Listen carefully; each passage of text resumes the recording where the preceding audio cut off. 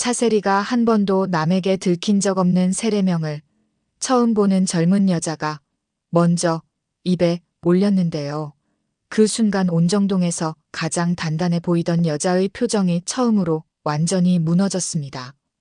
그날은 비가 오기 직전처럼 공기가 묘하게 눅눅했습니다. 온정시장 골목은 늘 그렇듯 사람 냄새와 국물 냄새가 뒤섞여 있었고 공명정대한 의원 앞에는 오진아가 분주하게 드나들며 환자 이름을 불러대고 있었죠. 공정아는 특유의 고집스러운 표정으로 진료 기록을 넘기고 있었고 나선애는 약봉투를 정리하면서도 자꾸만 바깥쪽을 흘끗흘끗 바라봤습니다. 이유가 있었어요. 그날 오전 양지바른 한의원 쪽에서 이상한 소문이 하나 돌기 시작했거든요. 양동익 집에 젊은 여자가 드나든다는 이야기였습니다. 처음엔 다들 별거 아닌 줄 알았어요. 양선출이 어디서 또 사람 하나 주워다가 한의원 심부름을 시키는 거겠거니 했죠. 그런데 소문이 조금씩 살을 붙이기 시작했습니다. 그 여자가 그냥 알바생이 아니라 미국에서 의대를 다니다 온 학생이고 양지바른 집안 어른들 앞에서도 기죽지 않고 똑부러지게 말하며 이상하게도 차세리만 보면 눈빛이 흔들린다는 말까지 퍼졌으니까요. 그 소문을 제일 먼저 귀로 주워 담은 사람은 오진아였습니다. 그리고 그걸 제일 빨리 입에 올린 사람도 오진아였죠. 오진아가 점심 무렵 나선애에게 조용히 말했어요. 원장님, 저 그냥 느낌이 그런데요. 이번엔 진짜 보통 일 아닌 것 같아요. 양 원장님 집에서 누가 울었다는 얘기까지 있어요. 나선애는 약봉투를 접던 손을 멈췄습니다. 그 집 얘기만 나오면 늘 마음이 편치 않았어요. 양선출과 양동익, 차세리와 양현빈, 양은빈, 양동숙과 민지후까지. 겉으로는 한 집안이지만 속은 늘 다른 방향으로 끓고 있는 솥 같았거든요. 공정한도 그 소리를 들었지만 아무 말 없이 청진기를 접어두기만 했습니다. 그런 남자였어요. 입보다 마음이 먼저 움직이는 사람. 다만 그날은 한성미가 달랐습니다. 한성미가 의원에 들렀다가 그 말을 듣더니 낮고 차가운 목소리로 말했거든요. 사람이 감당 못할 비밀은 언젠가 반드시 가장 시끄러운 방식으로 들키게 돼요. 공정아는 그 말을 듣고도 별다른 반응을 하지 않았지만 나선애는 괜히 가슴이 서늘해졌습니다. 한성미는 늘 냉정했고 늘 맞았으니까요. 이야기는 며칠 전으로 거슬러 올라갑니다. 차세리가 갑자기 공부를 시작하겠다고 나섰던 바로 그 시점이었어요. 모두가 놀랐죠. 차세리는 늘 양동익 뒤에 한 발 물러서 있는 여자처럼 보였거든요. 시아버지 양선출 눈치 보고 남편 양동익 기분 맞추고 양은빈 비위 맞추고 양현빈의 무심한 말까지도 마음에 담아두면서 살아온 사람이었으니까요. 그런데 그런 차세리가 어느 날 한성미를 찾아가 말을 꺼냈습니다. 박사님, 저도 이제 제 머리로 제 인생을 생각해보고 싶어요. 늦었어도 괜찮을까요? 한성미는 차세리를 한참 바라봤습니다. 늘 남의 감정만 살피던 사람이 처음으로 자기 욕망을 말하는 순간이었으니까요. 한성미는 사람의 표정에서 거짓과 두려움을 정확히 읽는 사람이었어요. 그날 차세리 눈엔 욕심보다 절박함이 더 많았습니다. 뒤늦게라도 스스로를 붙잡지 않으면 무너질 것 같은 사람의 눈이었죠. 늦은 건 없어요. 다만 왜 지금인지 스스로는 알고 있어야 해요.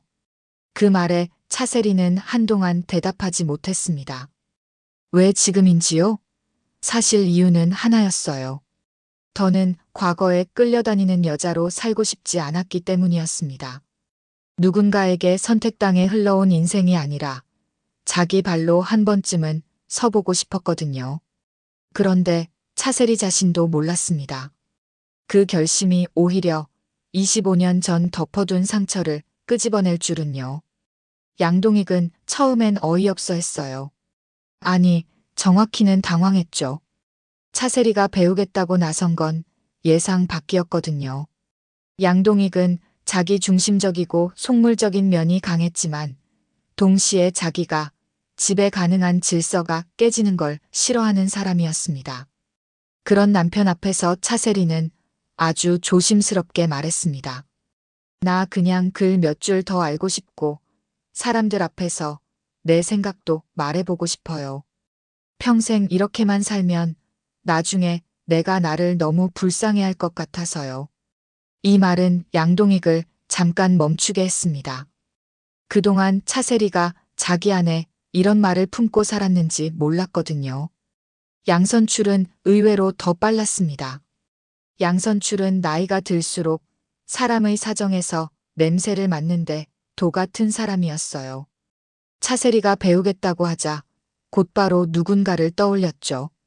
시장 반찬가게 담가에서 일하면서도 책을 손에서 놓지 않던 젊은 여자였습니다. 이름은 최민서. 존스 홉킨스 의대에서 공부하다 한국에 들어왔다는 말에 양선출은 단번에 흥미를 느꼈습니다. 더 신기했던 건 그 아가씨가 한의학 서적도 곧잘 알아본다는 점이었죠. 양선출은 속으로 생각했습니다. 저 정도면 차세리 공부도 봐줄 수 있고 양동익 앞에서도 주눅 들지 않겠다고요. 그렇게 최민서가 양동익 집에 처음 발을 들였는데요. 그 순간부터 이상한 일이 연달아 벌어지기 시작했습니다. 차세리는 현관문을 열어준 직후 이상하게 숨이 막혔습니다. 눈앞에 선 최민서가 낯선데 낯설지 않았거든요. 또렷한 눈매, 둥글게 남은 볼선, 웃지 않아도 금방 울 것 같은 인매. 분명 처음 보는 얼굴인데 어딘가 가슴 깊은 곳을 세게 건드리는 느낌이 있었습니다. 더 이상했던 건 최민서 쪽도 마찬가지였다는 거예요. 최민서는 순간 멈칫했어요. 자기 입양서류 봉투에 오래같이 들어있던 낡은 사진 속 여인과 지금 문 앞에 서 있는 차세리의 얼굴선이 희미하게 겹쳐 보였거든요. 하지만 그건 너무 막연해서 너무 터무니없어서 스스로도 금방 지워버렸습니다. 최민서는 자신이 한국에 온 진짜 이유를 누구에게도 말하지 않았습니다. 양부모를 먼저 떠나보낸 뒤 정리하던 서랍에서 입양 서류와 함께 오래된 사진 한 장을 발견했어요. 거기엔 젊은 여자가 갓난아이를 안은 채 울고 있었고 뒷면에는 흐려진 글씨 몇 자가 남아 있었습니다. 스텔라와 베로니카. 그 두 이름만은 또렷했죠. 최민서는 그 두 단어를 손끝으로 여러 번 문질렀습니다. 미국에서 의대를 다니며 누구보다 이성적으로 살아왔다고 믿었는데 이상하게 그 종이 한 장 앞에서는 어린아이처럼 흔들리더라고요. 내가 누구에게서 왔는지, 왜 보내졌는지 적어도 한 번은 알고 싶어졌던 겁니다. 그래서 최민서는 온정동으로 왔어요. 의대 휴학은 사실이었지만 그건 절반의 진실이었습니다. 나머지 절반은 찾는 일이었죠. 자기 시작점을요. 공부는 예상보다 잘 맞아 들어갔습니다. 차세리는 성실했고 최민서는 참을성이 좋았어요. 국어 문장을 읽을 때마다 차세리는 한 글자 한 글자에 매달리듯 집중했고 최민서는 그런 차세리를 단순히 가르치는 게 아니라 조금씩 일으켜 세우고 있다는 기분이 들었습니다. 양동익은 처음엔 대수롭지 않게 봤지만 며칠 지나자 슬쩍 신경이 쓰이기 시작했어요. 차세리가 예전처럼 자기 눈치만 보는 여자가 아니라 자기 생각을 가진 사람처럼 보였거든요. 그건 남편으로서 반가워해야 할 변화인데도 양동익은 묘하게 불편했습니다. 자신이 모르는 차세리의 시간이 생겼다는 것 자체가 거슬렸던 거죠. 양현빈은 그런 집안 분위기를 제일 먼저 알아챘습니다. 양현빈은 겉으론 가볍고 유쾌해 보여도 가족 안의 금 가는 소리를 누구보다 빨리 듣는 사람이었어요. 글로벌 브랜드에서 일하다 태안그룹 패션사업부 총괄이사로 돌아온 뒤에도 그는 사람의 진심과 허세를 구별하는 감각을 잃지 않았습니다. 최민서를 보고도 비슷한 생각을 했어요. 저 여자는 단순히 과외선생으로 온 게 아니라고요. 그런데 그 말은 하지 않았습니다. 자기보다 더 예민하게 흔들리는 사람이 있었으니까요. 바로 양은빈이었습니다. 양은빈은 처음부터 최민서가 거슬렸습니다. 이유를 딱 하나로 정리할 수는 없었어요. 예쁘장한 얼굴 때문도 아니고 똑똑해 보이는 태도 때문만도 아니었습니다. 그냥 모든 게 마음에 안 들었죠. 특히 공우재가 최민서 앞에서 웃는 모습이요. 공우재는 평소에도 상냥했지만 최민서를 대할 때는 다른 종류의 편안함이 있었어요.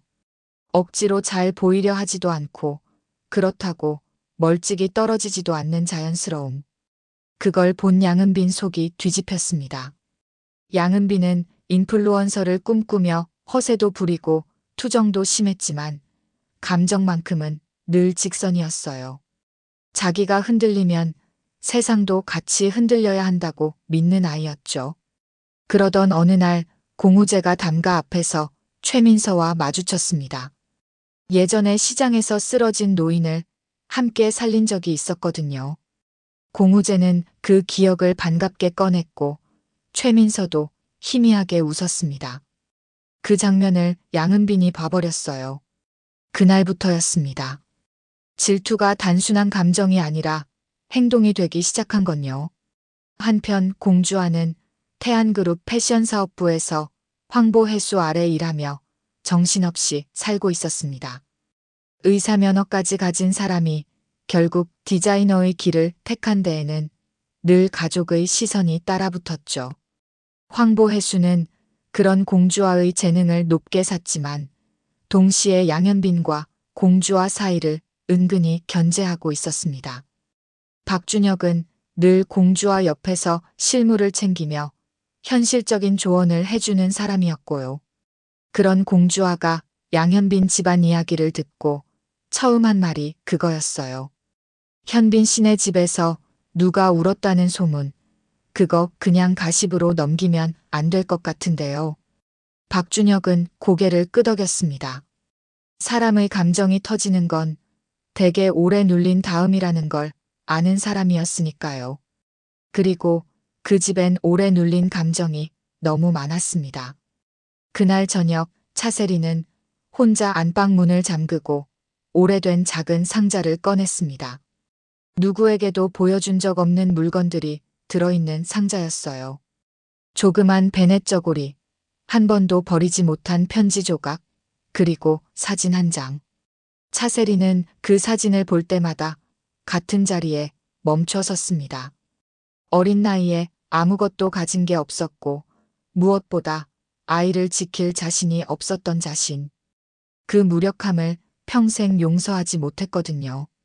그래서 양동익과 결혼할 때도 보유원 출신이라는 사실만 간신히 털어놓고 더 깊은 과거는 입 밖에 꺼내지 않았습니다. 말하는 순간 다시 그 시절로 끌려 들어갈 것 같았으니까요. 그런데 그날은 달랐어요. 최민서를 만난 뒤부터 차세리 안에 잠든 기억이 자꾸 깨어났거든요. 목에 걸린 낡은 십자가, 목걸이, 무심코 고개를 기울이는 습관, 설명할 수 없는 나치금. 차세리는 떨리는 손으로 사진을 만지다 결국 주저앉아 울고 말았습니다.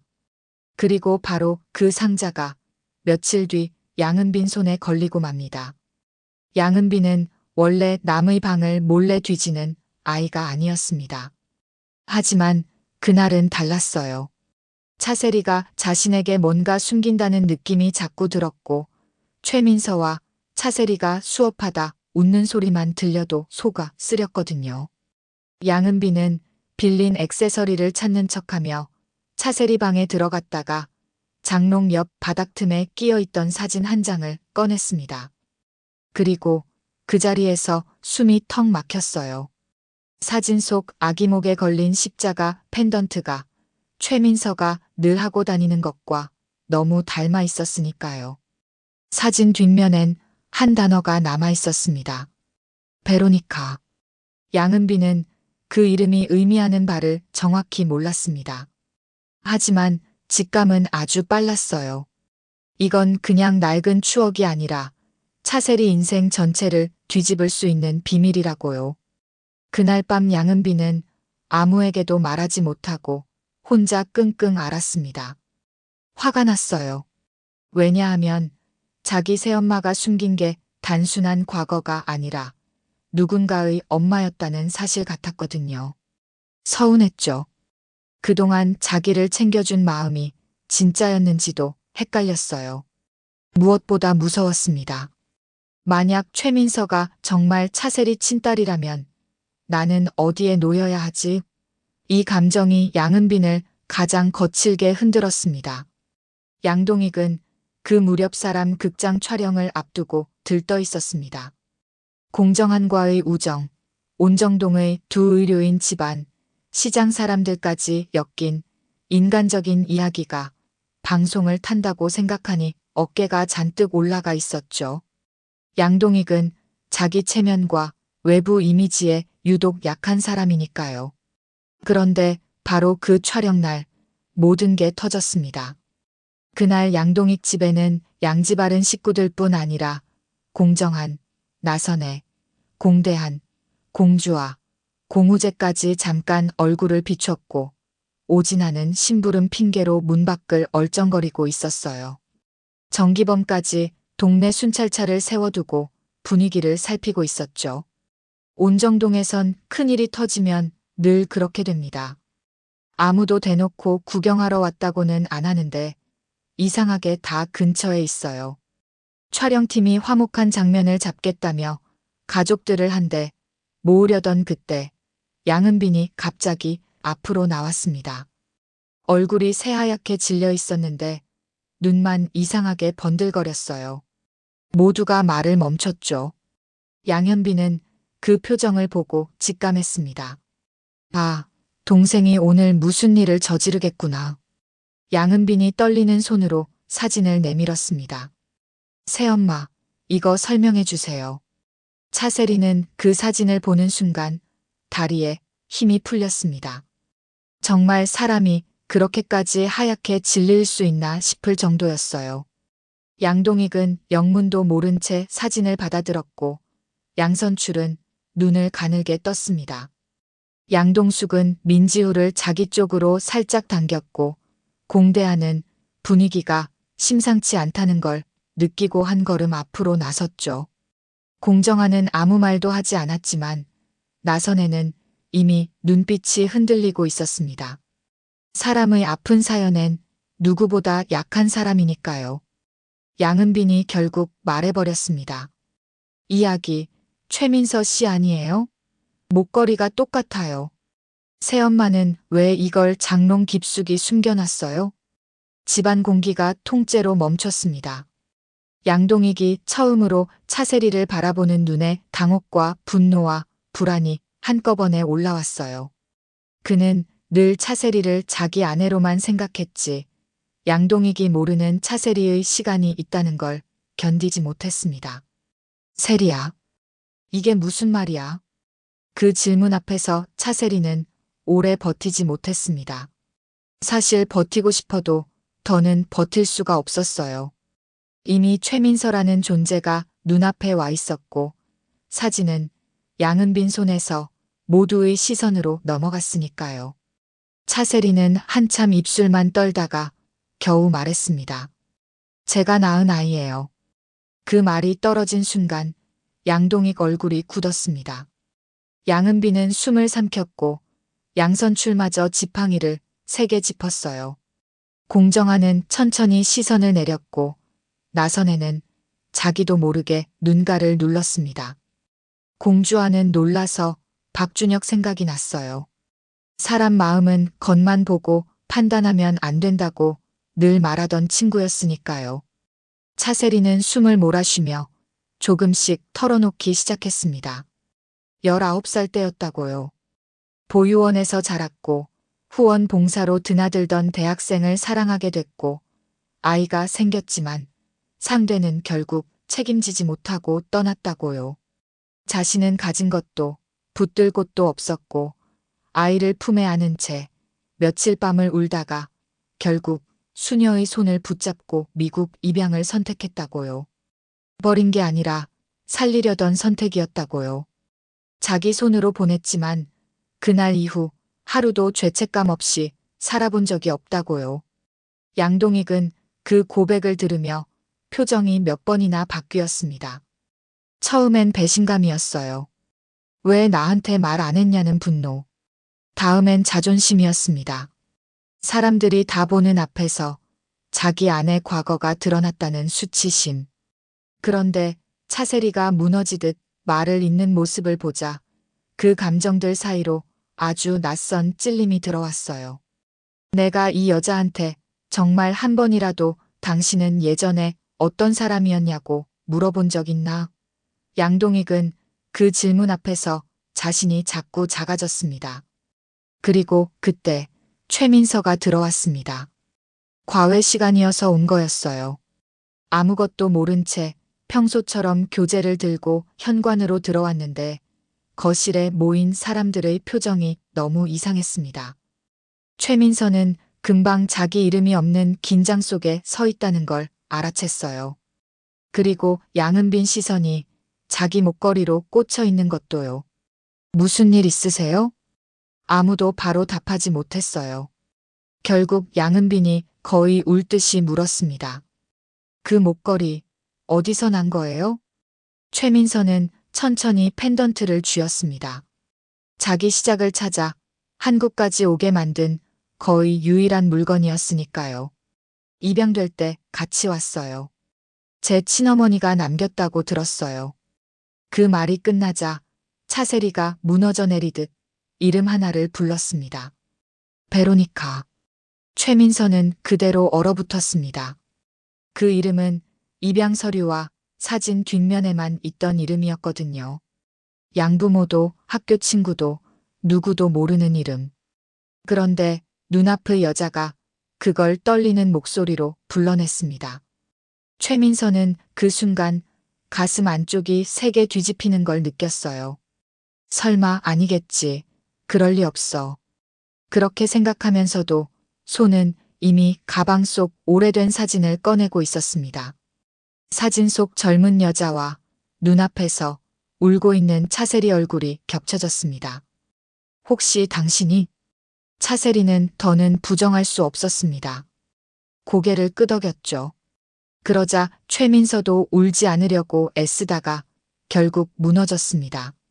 누구보다 냉정하게 공부하고 버텨온 사람이었는데 그런 사람도 자기 뿌리가 눈앞에서 울고 있으면 단단할 수 없더라고요.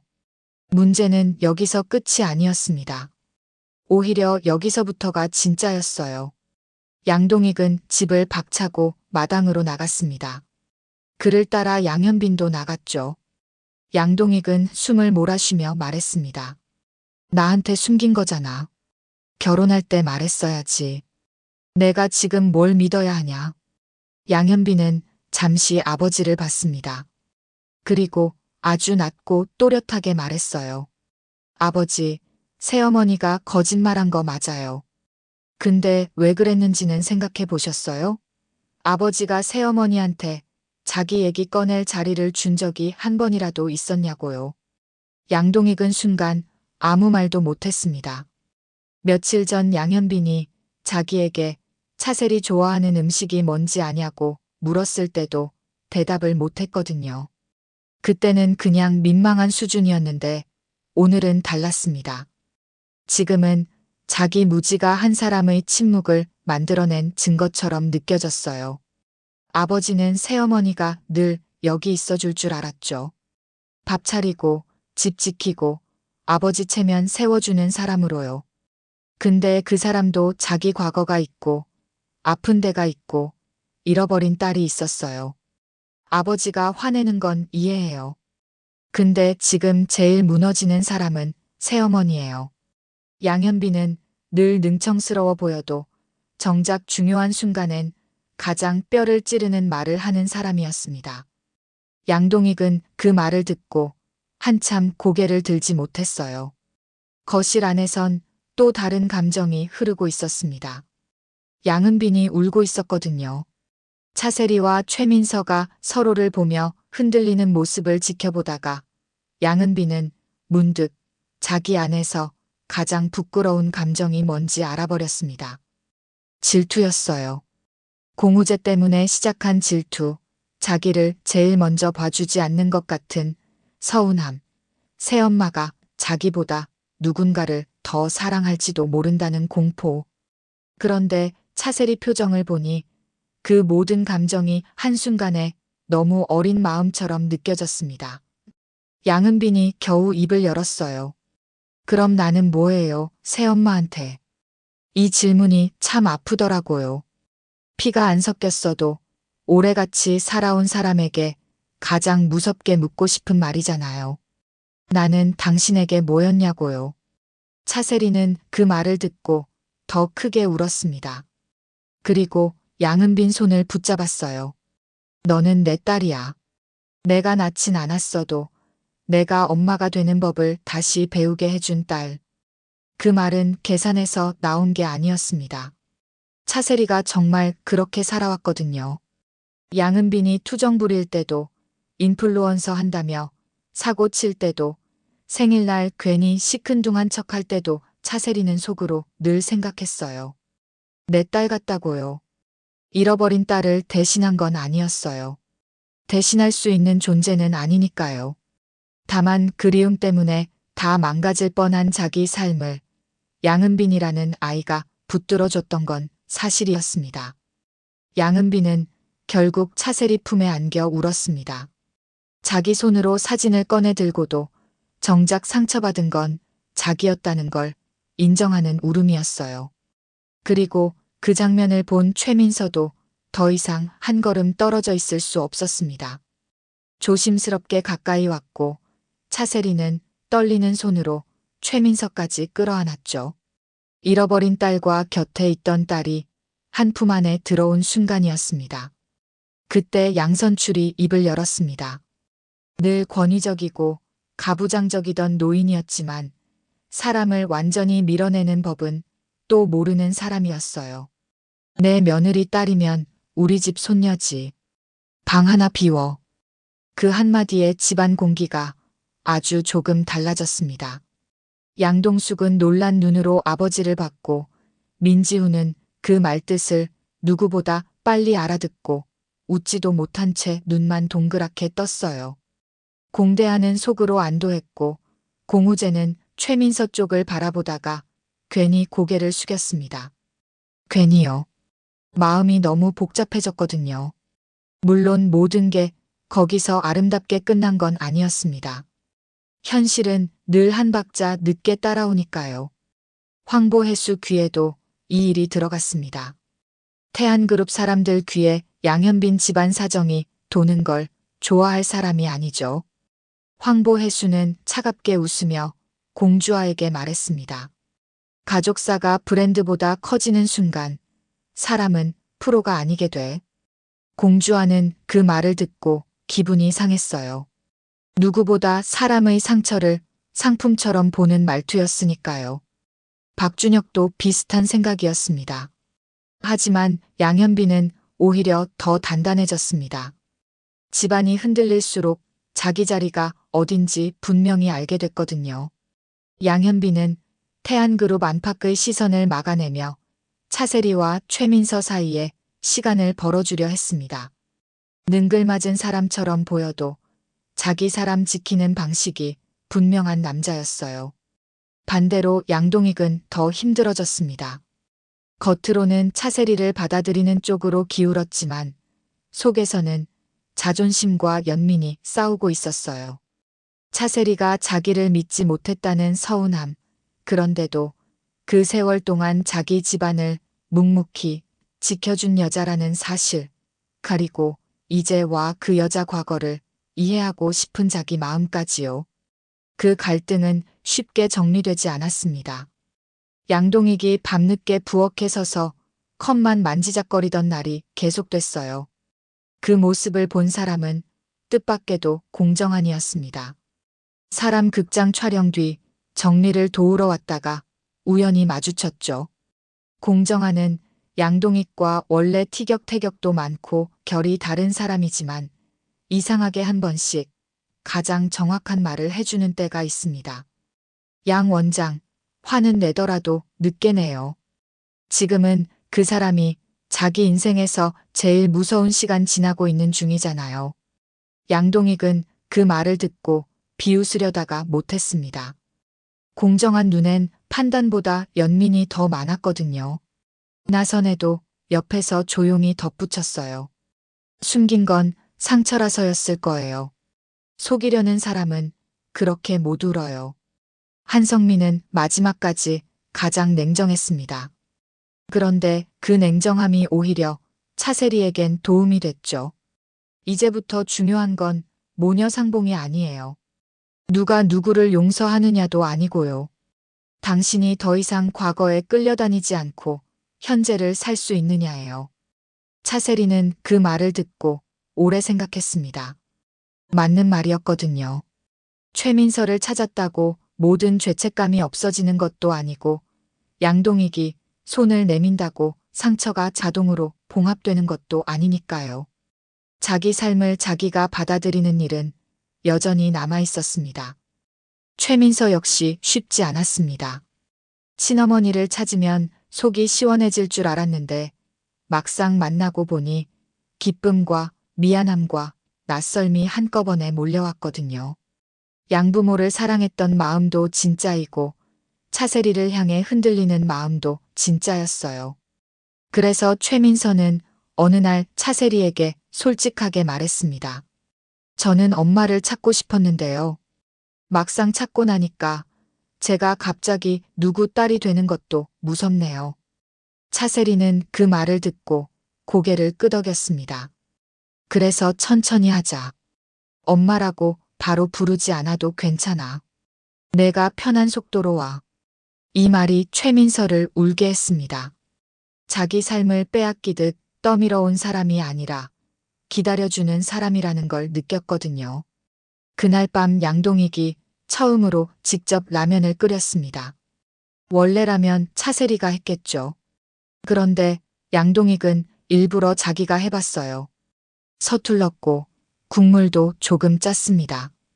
그래도 차세리와 최민서 앞에 그릇을 내려놓으며 괜히 퉁명스럽게 말했죠. 배 안 고프냐? 최민서는 어색하게 웃었고 차세리는 그 라면을 보다가 또 눈시울이 붉어졌습니다. 양동익은 그런 눈물을 부담스러워하면서도 외면하지 않았어요. 예전 같으면 못 본 척했을 텐데 이제는 달라지고 있었습니다. 공우제는 그 장면을 멀리서 보고 괜히 마음이 따뜻해졌습니다. 그리고 동시에 복잡했어요. 최민서에게 느끼는 감정이 단순한 호감인지 더 깊은 건지 모르겠거든요. 양은비는 그런 공우제를 보며 다시 한번 자기 마음을 들여다보게 됐고요. 예전처럼 소리치고 밀어붙이지는 못했습니다. 사람의 아픔을 본 뒤에는 자기 감정도 함부로 휘두를 수 없다는 걸 조금은 배웠으니까요. 양동숙도 조용히 변했습니다. 늘 자기 아들 민지우만 챙기며 살아온 여자였지만 차세리 사정을 알고 난 뒤부터는 집안 여자들이 감당해 온 침묵에 대해 생각하게 됐거든요. 민지우는 그런 엄마 변화를 제일 빨리 알아챘습니다. 조숙한 아이답게 아무 말 없이 물을 떠다 놓고 괜히 차세리 곁에 더 오래 앉아 있었죠. 그리고 아직 끝나지 않은 그림자가 하나 남아 있었습니다. 공기철이었어요.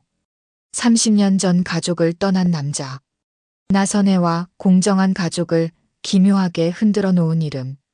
그 사람과 차세리의 숨겨진 과거가 직접 연결된 건 아니지만 온정동에 오래 묻혀있던 비밀들이 하나둘 올라오는 지금 사람들은 또 다른 오래된 이름들도 입에 올리기 시작했습니다.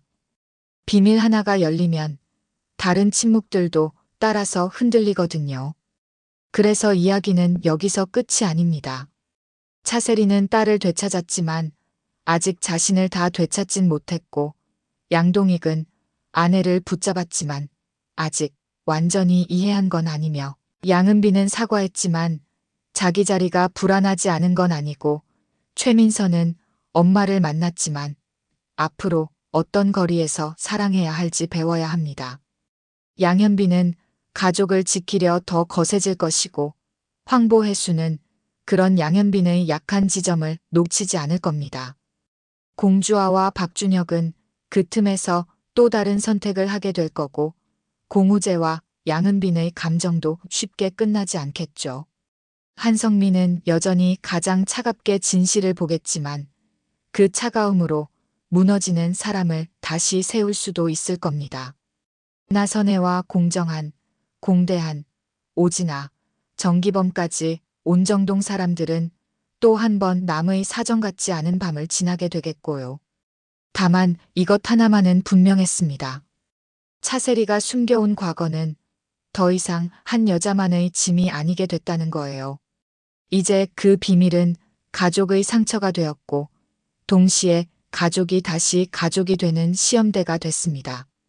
그리고 그런 시험은요, 늘 눈물로만 끝나지 않더라고요. 어떤 사람은 그 틈에서 더 비열해지고 어떤 사람은 처음으로 사람답게 변합니다.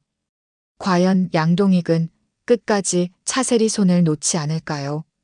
최민서는 정말 이 집 안으로 들어와 딸이 될 수 있을까요? 양은빈의 질투는 미안함에서 멈출까요? 아니면 또 다른 상처로 번질까요? 그리고 이 모든 파문이 태안그룹과 온정시장, 공명정대한 의원과 양지바른 한 의원까지 흔들기 시작하면 가장 마지막에 웃는 사람은 누가 될까요? 이건 실제 방송 내용이 아니라 설정을 바탕으로 새롭게 재구성한 예상 줄거리인데요. 이런 전개라면 차세리의 한마디보다 더 무서운 건 오히려 그 다음 침묵일 수도 있겠습니다. 왜냐하면 어떤 가족은 비밀이 밝혀져서 무너지는 게 아니라 비밀을 알고 난 뒤 서로를 어떻게 볼지 몰라서 무너지거든요.